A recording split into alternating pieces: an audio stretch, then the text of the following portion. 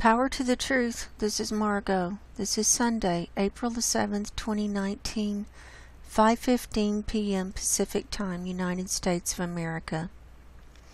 So I hope everyone has had a good weekend.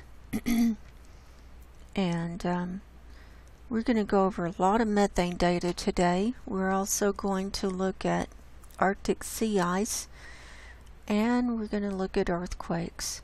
So it's going to be a packed show, so sit back and enjoy. And by the way, if you haven't checked out my Subscribe Star page, I recommend you go over there. The links are in the description below. And I'm really enjoying it. I'm getting new subscribers every day, and I'd like to thank my subscribers and people who have donated to me as well. It's really going to help out with you supporting my work so that I can keep doing this, because this is all I do. And so I love the new platform, but the long videos I can't put up over there, so I'll be continuing, and I want to keep putting public items up as well on my YouTube channel. I'm thinking about getting a Vimeo channel just in case something happens with my YouTube channel. I'm being shadow banned.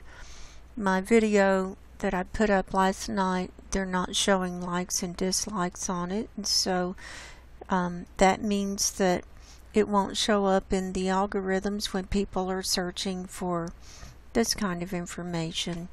So, you know, it's time to be transitioning to some other platforms.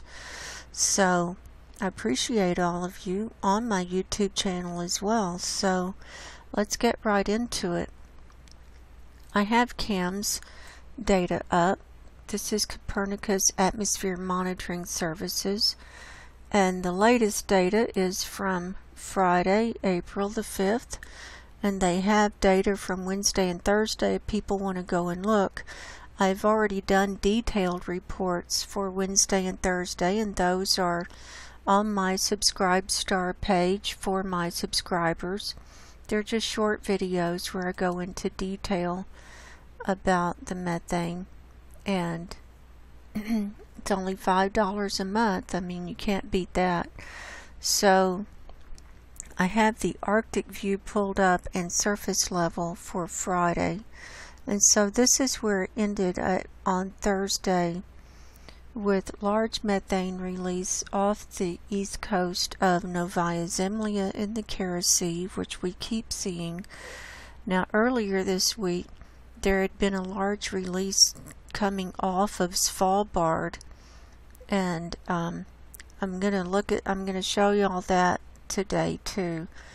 And so anyway, we still have release over here in Russia and Europe, and I mean, different parts of the world are heating up, and as they heat up, then the methane is just coming out in force.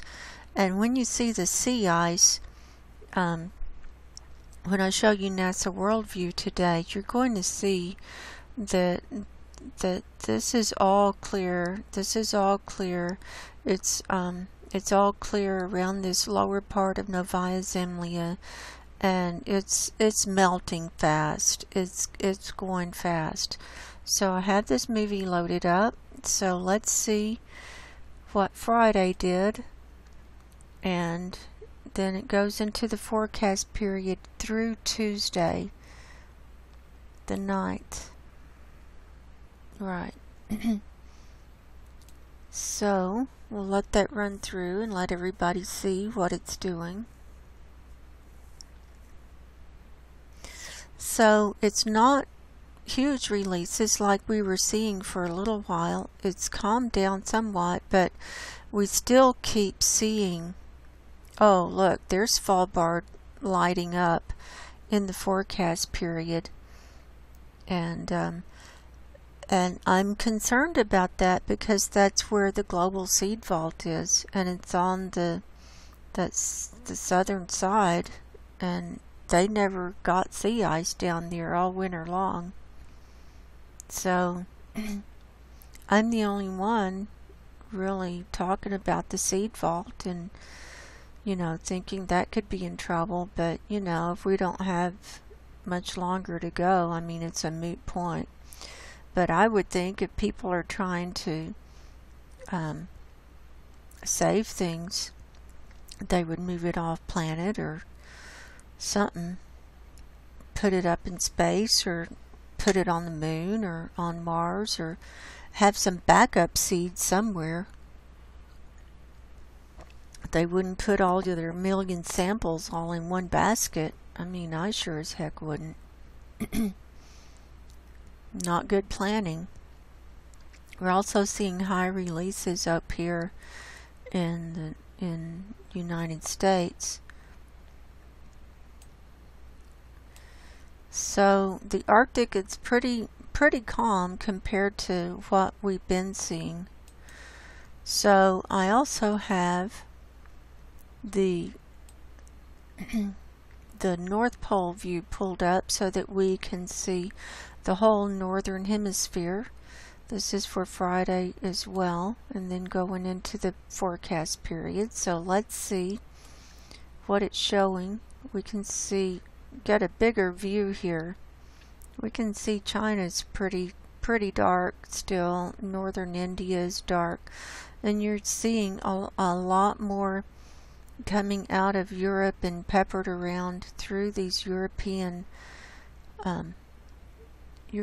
states or countries and into Russia. Huge releases in the United States, especially from the Midwest over where they had that flooding, and huge releases in Southern California, and then releases up here in Canada still, and up in the Pacific Northwest. A lot of these areas are where we're seeing lots of earthquake activity too. And remember, methane is one of the volcanic gases. It's released when there are earthquakes. Methane comes out with earthquakes and volcanoes. That's what I meant to say. Oh my gosh, did you see how that just covered up in the United States? So I'm thinking we're going to have a rocky ride this summer. It is. I mean, we got to fasten our seat belts, and then we got this arm coming out in the Pacific Ocean here.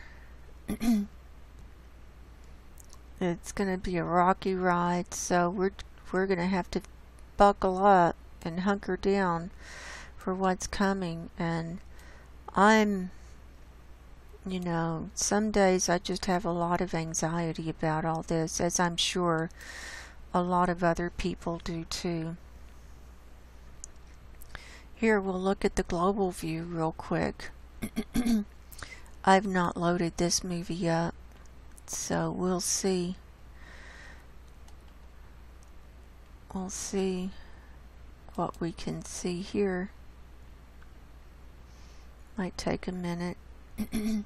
Here we go.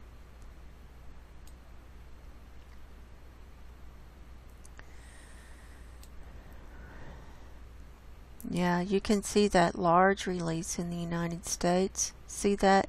It's black. It's almost darker than the brown color, but it's in the darkest, which is anywhere between 2160 up to 10,000 parts per billion or higher, just depending on what they decide to say it is.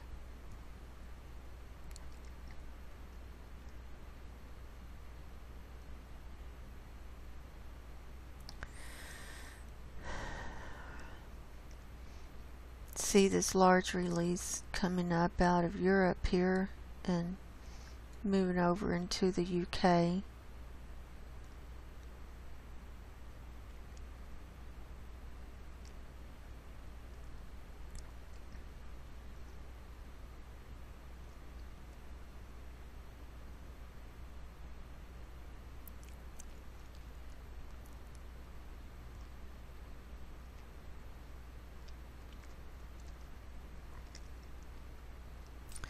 So there's that. We haven't had a blowout as far as I can tell. let's leave that as a backdrop now.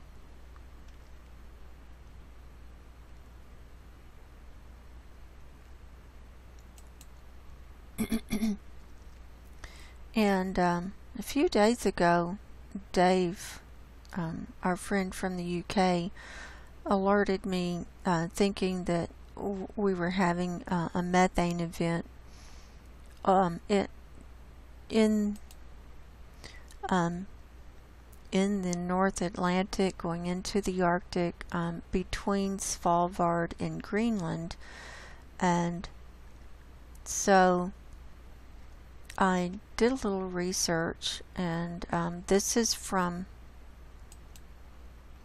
I want to show you the methane when it comes out.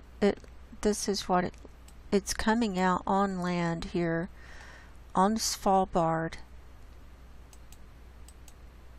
This is from April the 3rd, and this is surface level, and you can definitely see a high methane release right here. And if you go to 500 HPA, this is what it looks like. This is from April 3rd as well. And so, oh, if you hear my mouse scrolling, I'm trying a different mouse tonight, so at least it's not jumping around. So here's Svalbard, and here's this highest level here showing as it's spreading around through the layers in the atmosphere. And then oh, where was it? Here it is.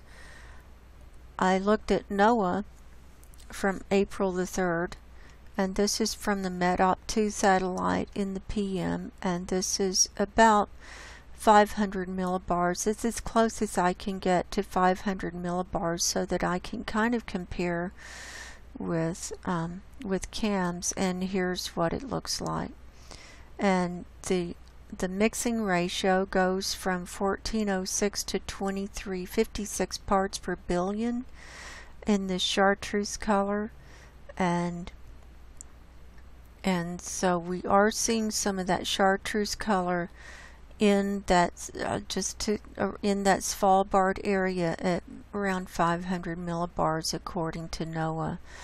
And also up here in Canada, and I mean over Canada, over the United States, over different parts of the world, and also still showing up in the Antarctic, which I don't see that. I never saw that. So there's that. So that's what's going on there. So I'm going to close those out. And now let's get to Nostradoomus' methane report. I know everybody's been waiting for that, and I've got the spreadsheet done. I plugged these numbers into my spreadsheet, so we'll look at that in a second too. So Nostradoomus posted this in the comments section under my video from yesterday, and this is aka Dave Alcock from the UK, and he says, nothing to report, but can we trust the data? Exactly. I mean, you just wonder. Here are the average methane levels for April the 6th, 2019, and he's taken his readings, like I've shown, of METOP-1 AM and PM, METOP-2 AM and PM at these different heights, millibars, 931, 706, 477, and 300, and here are all the numbers. And he says only very slight variations observed with each individual reading, plus or minus 0 to 2 parts per billion, but an overall rise of 0.375 parts per billion on last week, mainly due to METOP-1 catching up. I cannot understand why the two satellites are showing different data when they are supposed to be measuring the same thing. We have a month's worth of data now, so any ambiguity should be ironed out. However, MET-OP1 plus PM shows a total increase of 4.25 parts per billion. I think he means billion, he put M.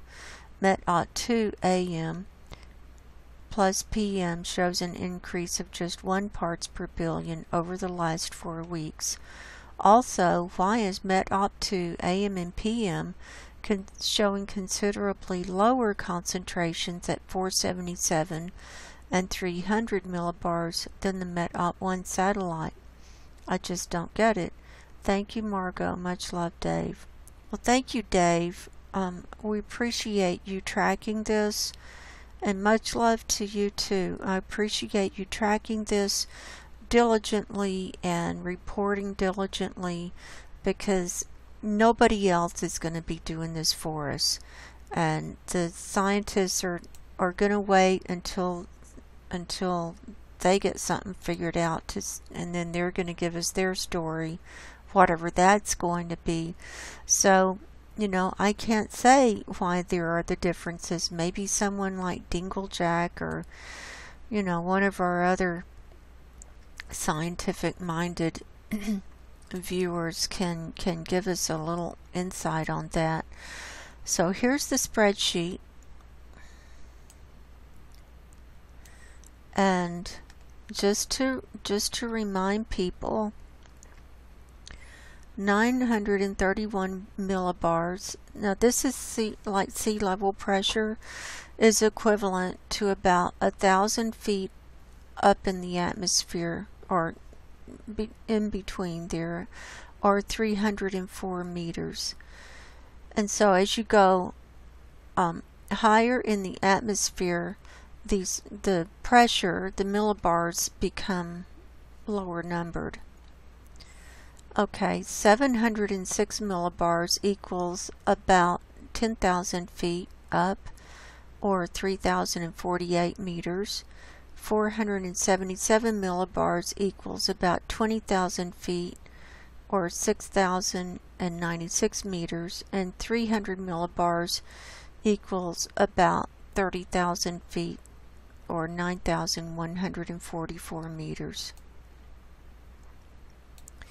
So here are our numbers that I put in for all the different levels for MET-OP1 AM for yesterday, and you can see the changes are very minimal. Well, they actually did, but from the beginning they've gone up some. But I've been tracking this 477 millibar from the beginning, and so the difference between last week and this week on the 477 is 1 parts per billion, and since March 1st it's gone up 10 parts per billion on that level in the atmosphere. And for the MET-OP1 on the PM, here are the levels, and very little change, and no change at 477 millibars from last week to this week, but since March 1st it's gone up 10 parts per billion. Here's the MET-OP2 AM, very little change, and no change at the 477 millibar reading from last week to this week, but since March 1st it's gone up 9 parts per billion. And here's the MET-OP2 for this week, very little change, and on the 477 millibar reading it's gone up 1 since last week, 1 parts per billion, and since March the 1st it's gone up 8 parts per billion.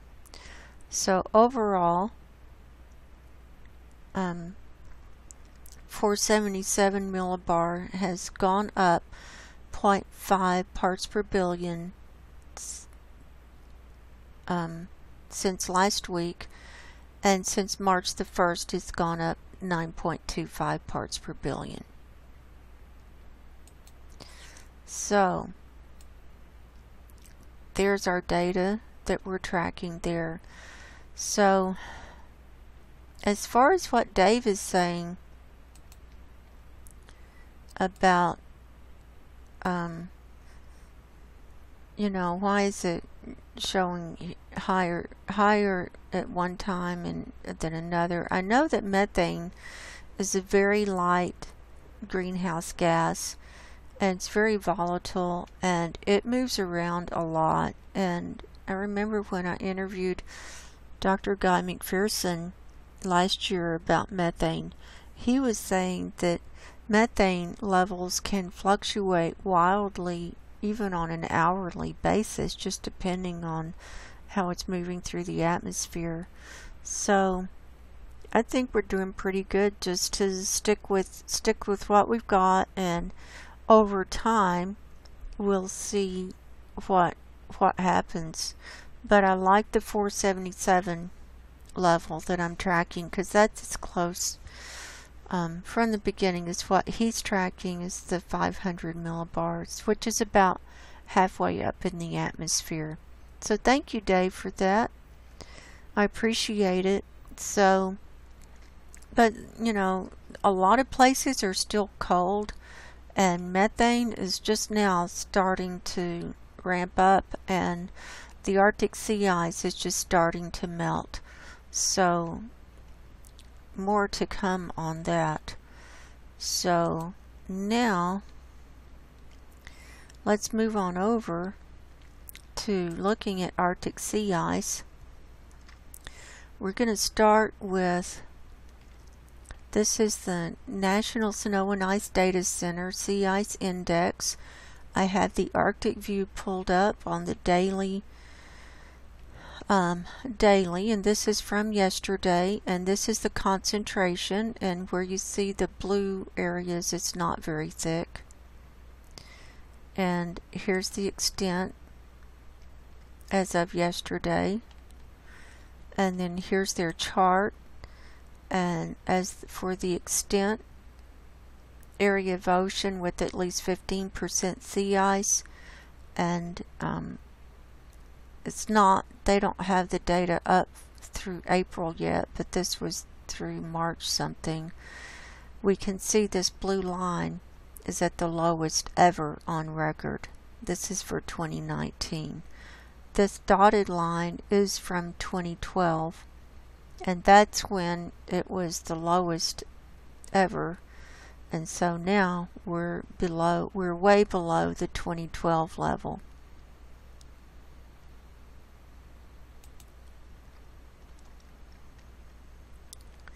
So we're going to stick with the Arctic.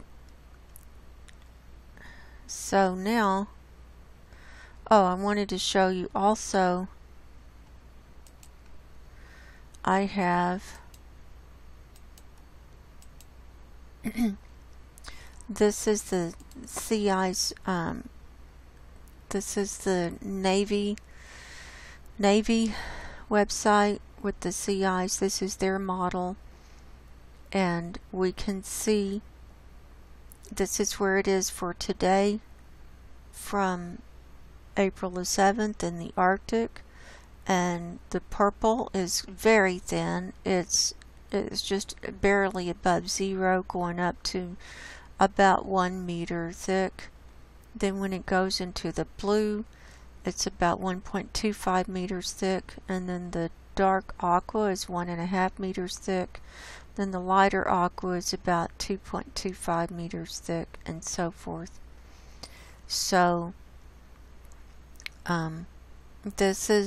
it's very thin all around these areas, and we can see how it's thinning out between Novaya Zemlya and the Yamal Peninsula, thinning out around the coastline here on the coast of Siberia.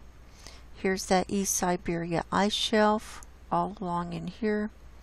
Also, it's very thin. What's left here in the Bering Strait is nothing to write home about, really. And then up here in the Baffin Bay beside Greenland, and then the Hudson Bay is melting as well. So I've also got the 30-day animation from the Navy here. They go back 3 weeks for data, and then they forecast into 1 week ahead to show how they anticipate the sea ice to be going.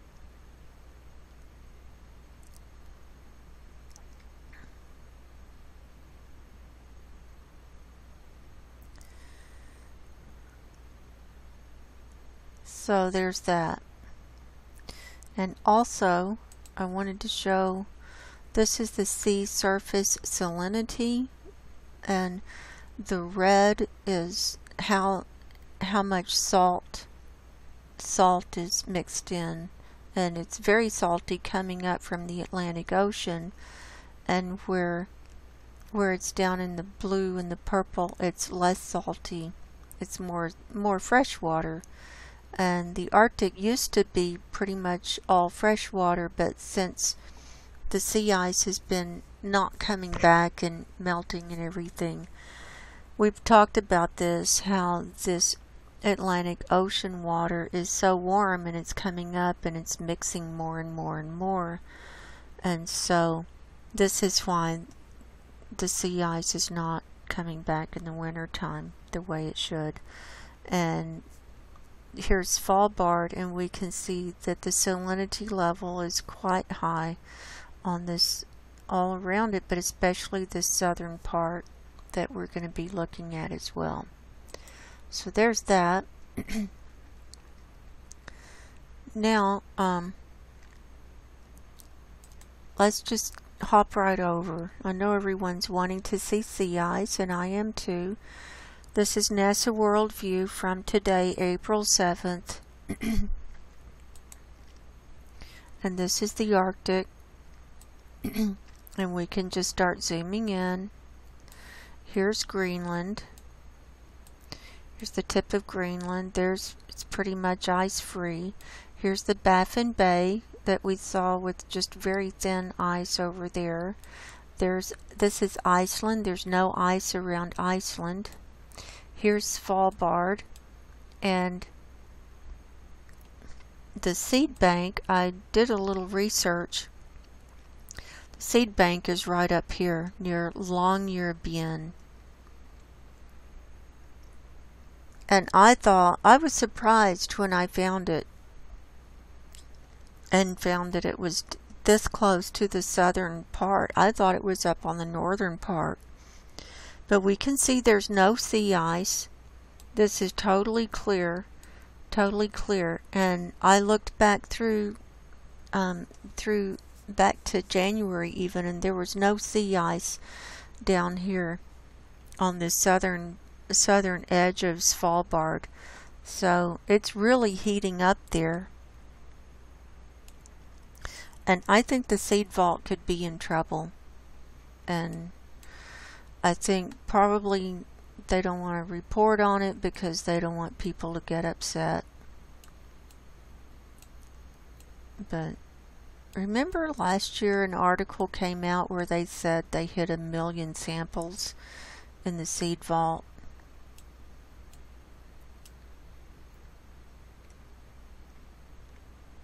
So I wouldn't put them all in one basket for sure. So if we look at Climate Reanalyzer, well, right now Greenland is in the red, and this Baffin Bay is in the red, and almost all of Greenland is brown, and then the Arctic over to the west of the North Pole is all in the red and brown. Now today Svalbard has a little bit of brown around it, but this Kara Sea is in the brown, the Barents Sea is in the brown, and then we got red over here in Siberia. So, and then we can go down here and you can see worldwide what you've got. So let's get back to our sea ice. Let's not get distracted here. Here's Novaya Zemlya, and we can see it's melting quickly. This whole west side is pretty much, I can't tell if that's cloud or ice there.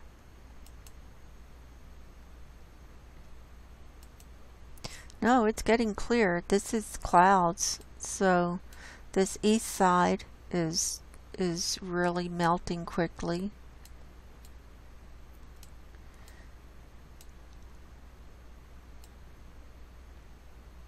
Here's that Yamal Peninsula, and here's where that icebreaker has been going through. You can see that trail.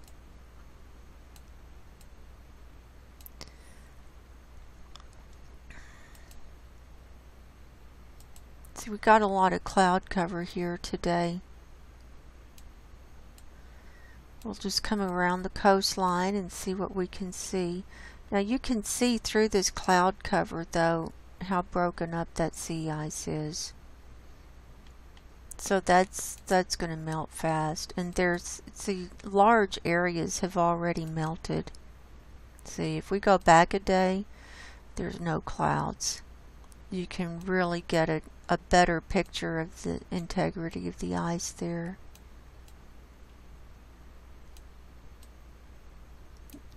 See, it's really melted a lot since the last time we looked at this. Remember, we saw a little bit of separation here in the sea ice, but it's really this cavern between the mass over here and what's gathered around the coastline is even bigger. See that? And whatever is there, it's just a little skim of ice. There's not much.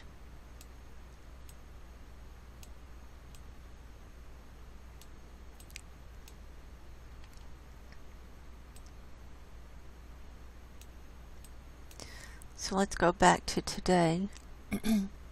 We can always go back to yesterday if we've got too many clouds. Here's yesterday. Here's today. See what we can see over here. Okay, this is cloud free, and you can definitely see the demarcation and almost a different height. It almost seems like a different, like this is probably thicker than that.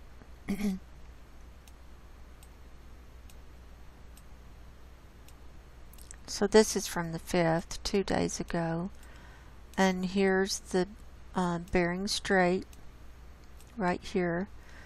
And so where you saw that little bit of sea ice on the global, the Navy model, is just not much, and some of that is clouds.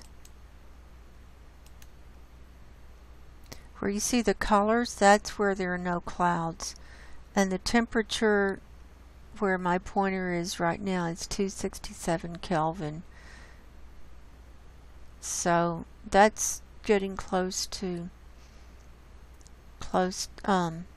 reaching freezing. Here where my pointer is 270 Kelvin. The freezing point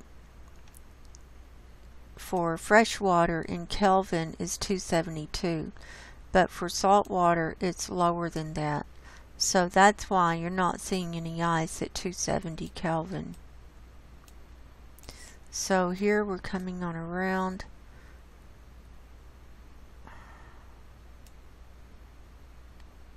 Here's the west coast of Alaska. Then we're coming on around. Here's where Wainwright is. Right along in here. So whatever ice is there is just very thin. But we can see the chunks, and they're definitely breaking up fast.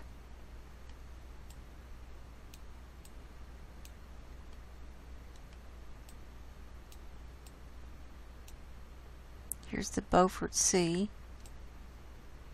So some of that refroze, it looks like. Let's go forward and see. Okay, so here it is today. So we can see the large breaks here.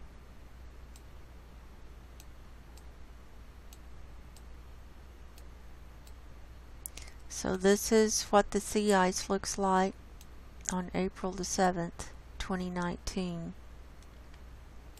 for the Arctic. And you can see there's no black dot. The sun is up, and it will be up for several months, all summer.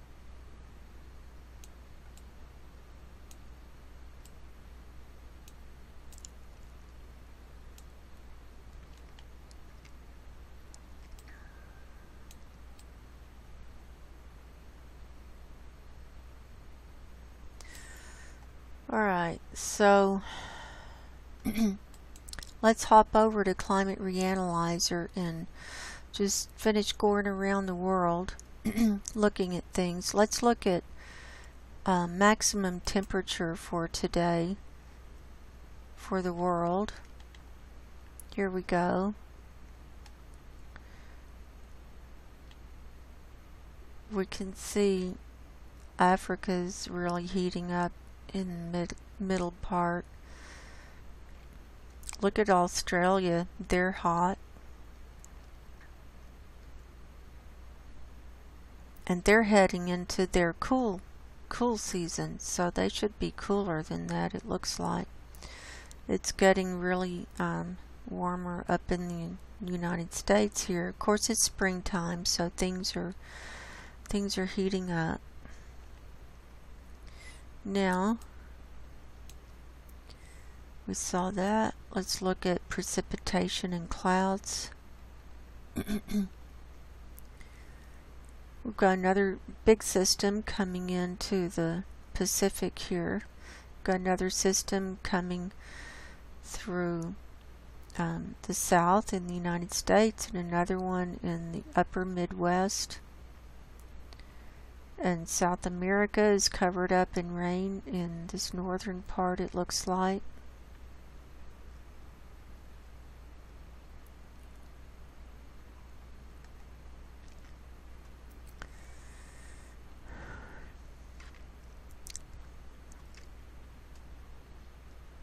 And so that's what the precipitation looks like.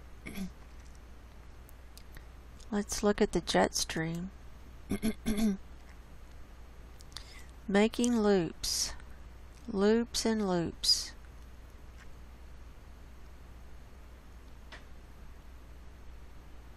Crazy jet stream.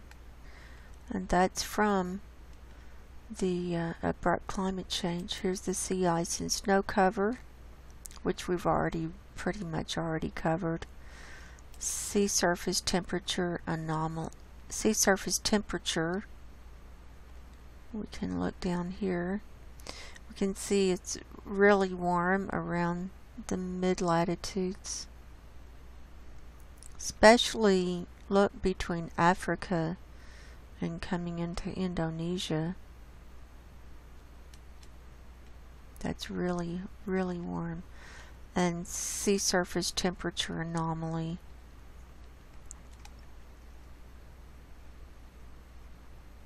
We can see that it is brown up by Svalbard. So the sea surface temperature is brown right up there and heading up into the Arctic. Here it's heading into the red area to the north of Iceland, in the red to the east of the United States. And then in this Tasman Sea here, it's in the browns, and around New Zealand it's in the browns.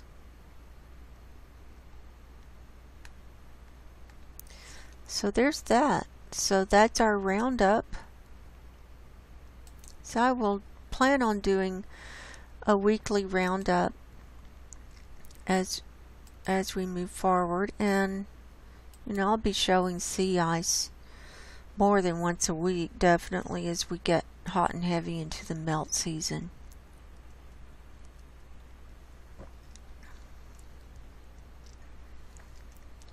So now for earthquakes, oh, hang on, I've got to get my tremor map ready. I'm going to pause, hold on. Okay, I'm ready.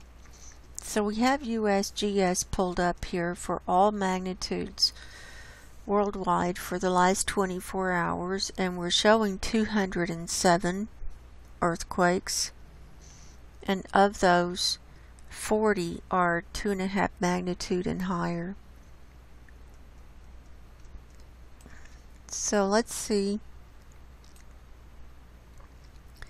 what's about to come off the map. There's 2.5 in Alaska, 4.7 Luta, Peru, or Utah, Peru. I showed that last night, so some of this might be a little bit of an overlap.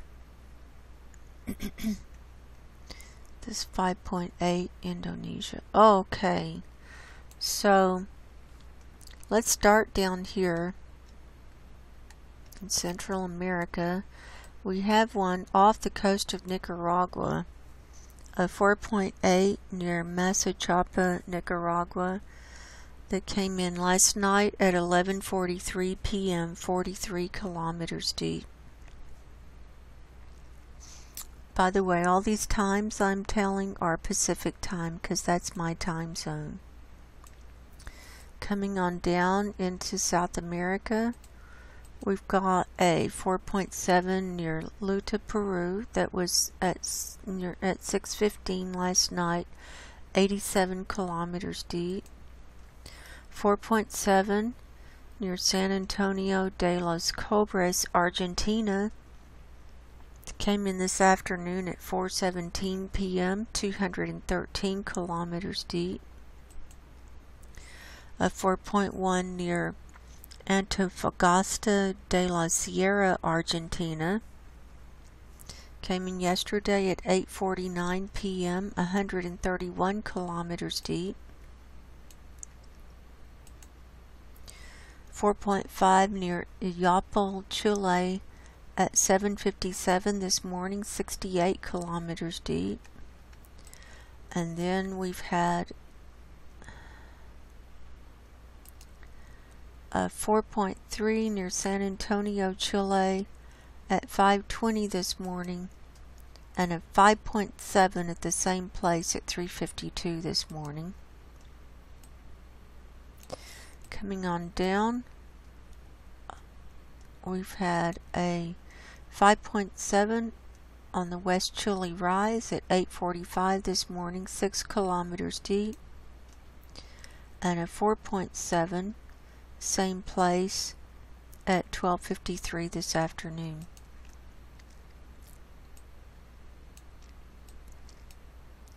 And then down here in the South Pacific, very close to the Antarctic, we can see this is the Ross Sea here. There's McMurdo Sound. Here's Mount Erebus, where that this is Ross Island, where Mount Erebus is. It's a volcano.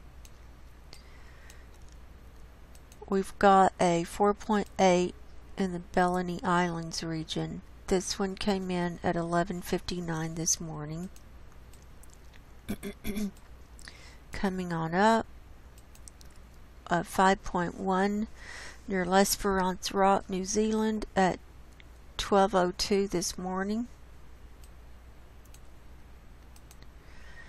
5.2 near Naifa, Tonga, at 12:14 this afternoon, 19 kilometers deep. 4.7 near Isengel, Vanuatu,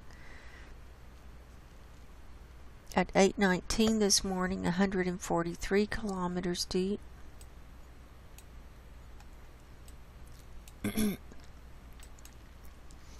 4.8 near Panguna, Papua New Guinea, at 9:38 this morning, 35 kilometers deep.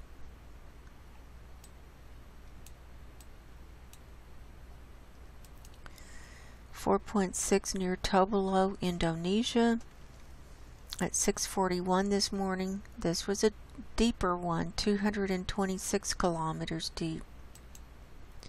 4.9 near Margo, Indonesia at 12:45 this afternoon, 59 kilometers deep. That one was on land. That's almost a 5. That could have caused some damage. Normally 4s don't really cause that much damage, but it could have, depending on the area. Then there was a 5.0 on land near Atambua, Indonesia, last night at 7:18 p.m., 35 kilometers deep. So that could have caused damage. It doesn't look like it was near anything. But you never know who's living there. Then a 4.5 near Komodo, Indonesia, that happened at 12:15 this morning, 174 kilometers deep. Now this is in that Lombok region. Here's Bali and here's Lombok, and this is highly volcanic region.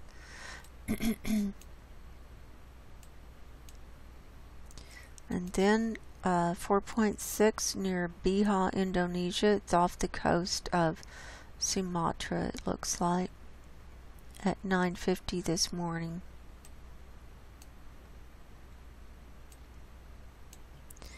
Let's move on around. Here's a 4.2 near Farkar, Afghanistan at 12:46 this morning, 216 kilometers deep. And a 4.2 near Sinarali,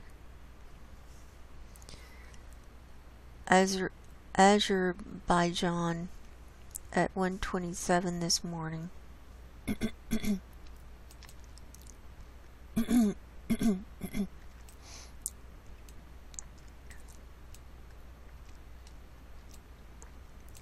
Coming on up into Russia, or the Kamchatka Peninsula here.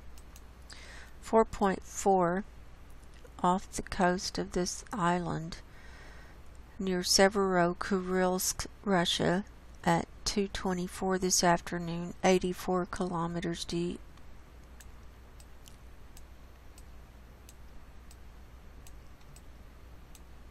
Then here's one in this little bay, 4.3 near Ust-Kamchatsk, Stary, Russia at 4:44 this morning, 37 kilometers deep.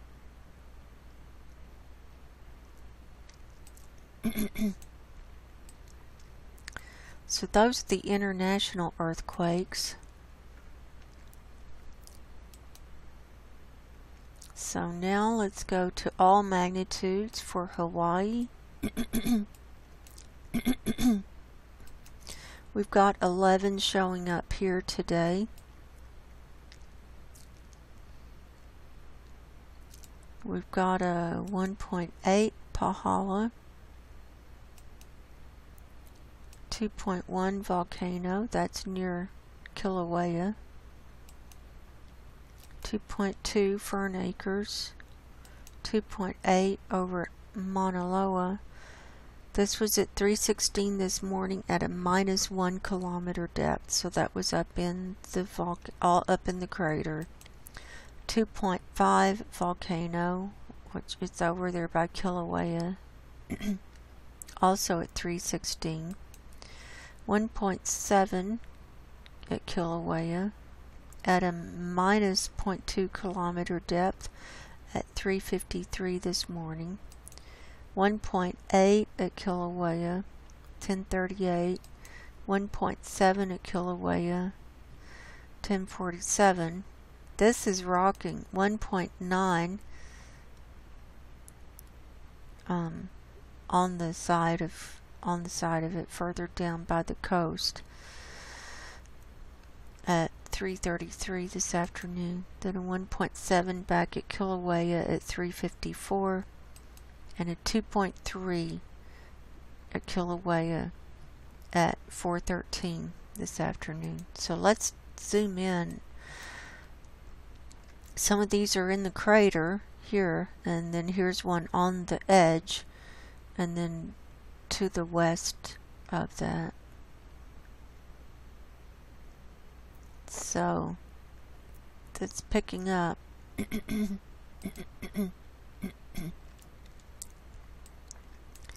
Now let's move on over to the Dominican Republic. We're going to start with this one in Haiti, a 3.8, 3 kilometers west of Jean Rebel, Haiti, at 1:29 this morning.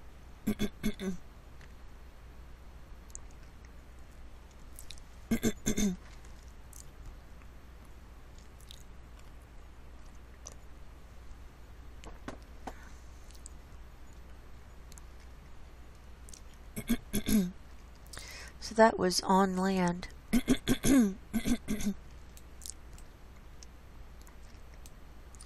And then the rest of them here, we have 8. So I'll call them off. 1.4, 2.0, 1.7, 1.9, 2.8, 3.4, that was in the ocean, 3.2 in the ocean, and 2.8. So that's showing movement. Now let's move on up to Alaska. All magnitudes for the state. We're showing 74 here today.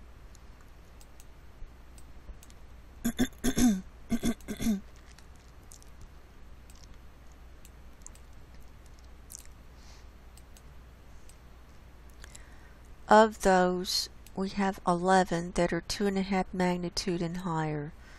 So let's just go through those. 2.5, Gustavus, over there. 3.3, Talkeetna. 4.6, Chirikov Island. That's got a little wave on it. Let's see if there was a tsunami warning on that.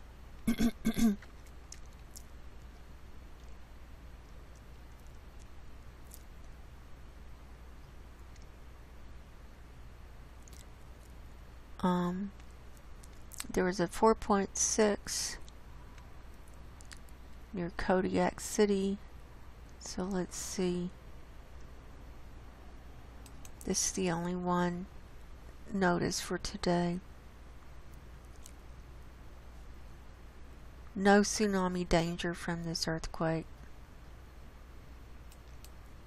Okay. I just like to check and see. 2.7 Kodiak, 3.0 Old Iliamna, 3.2 Kobuk, 2.9 Cantwell, 3.0 Cantwell, 2.8 Larsen Bay, 2.6 Talkeetna, and 4.4 Sandpoint. So let's look at all magnitudes now, just to get an overview. Let's go up here to Kobuk. We've got 15 here today. Again, we're seeing some at 0 kilometer depth, so those are surface level, but we're seeing more that are a little bit deeper, it looks like, today. So we named the ones that were 2.5 magnitude and higher here, and the rest of them are about mid-ones, it looks like. So that's still active there. Nothing up in northern Alaska. And then we've got them just peppered down, pretty small, coming down through these mountains. Here's the Anchorage area showing 27 on this view here today. So that's pretty standard. So now let's come on down into the lower 48. We're going to start over here in Tennessee, 2.0 near Maryville, 3 kilometers west-northwest of Maryville at 4:25 this morning, 1 kilometer depth. Very shallow.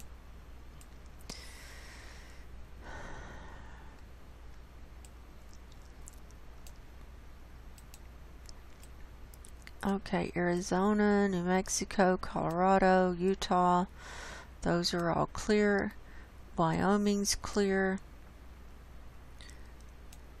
And we've got, what have we got for the Yellowstone area? We have 2 near Lincoln, Montana at the same place, a 2.0 and a 1.4. So that's slowed down. Of course, it is Sunday and the earthquake makers are at home today, or they should be. Now here in the Pacific Northwest region, up here in this in this area again, Friday Harbor, we've got one at Morton near Mount St. Helens.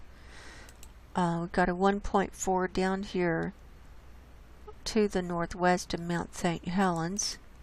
We've got a 1.8 up here in this harbor here near Port Angeles East, a 1.6 Friday Harbor and 1.9 Friday Harbor. Coming on down into the Portland area, nothing being reported here. Let's look at our real-time tremor map. 1 tremor in the last 3 hours to the northwest of Portland. In the last 24 hours, we've got a whole bunch though. And they're picking back up down here near Reading, to the northwest of Reading. And then we've got a whole bunch in the last 24 hours to the northwest of Portland, as I said. So where was Portland? So up here, okay, we saw the Morton. So it's in this area, northwest of Portland, so it's in this area where we've been seeing them to the west of Mount St. Helens. So it's still shaking around up there. Now coming on down into Northern California, we've got a 1.2 near Portola. Let's come on down and look at Nevada next. We've got this 0.5 at Truckee, or north of Truckee. 0.2 near Mogul. It's actually in the Mount Rose hiking area. We've got one little one down at Hawthorne, it looks like. We've got one to the south of Tonopah. It looks like a 1.1. We've got a 2.0 near Courant and a 1.7 near Warm Springs. And then a few small ones, 3 or 4 down here in southern Nevada. Little microquakes. Nothing to write home about. Was there more than one at Courant? No. You have to zoom in sometimes to see.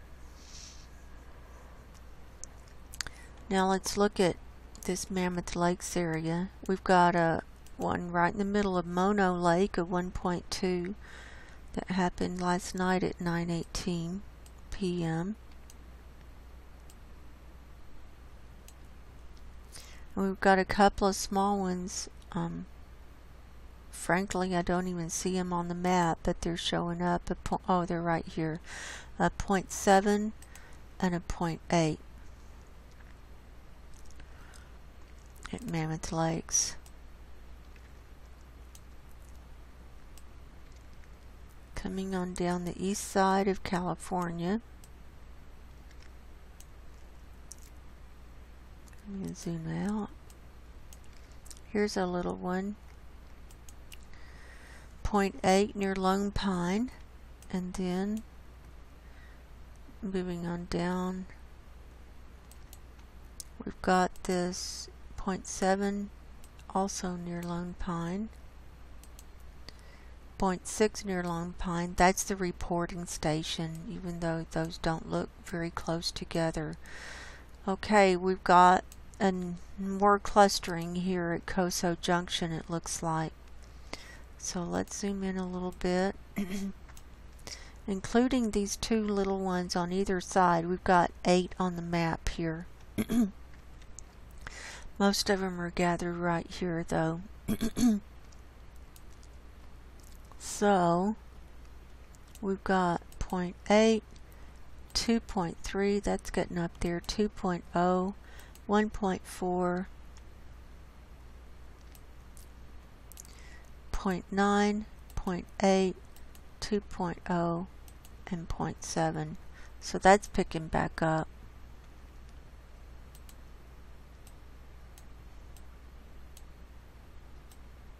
Okay, so we don't have any 2.5 magnitude and higher in the lower 48 today. Did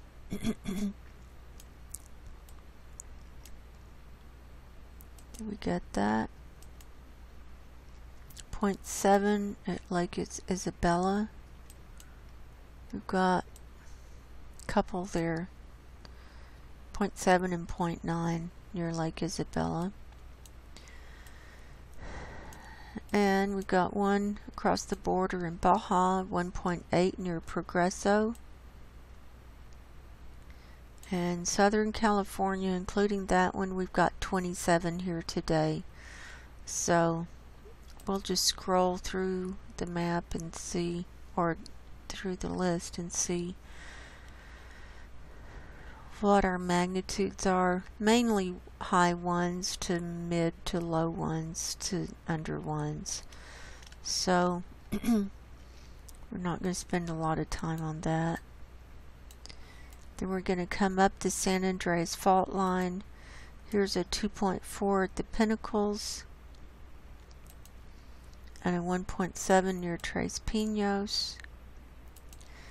Here's a 1.2 near Diablo, San Francisco area, and at the geysers we have 25 today, so that's gone way down. And this looks like a larger one, a 2.4 came in at 6:08 just this evening, just now, 6:08, and the rest of those are under 1, most of them, and in the 1's range. So let's zoom out and see if there's anything else that has come in since we started our report.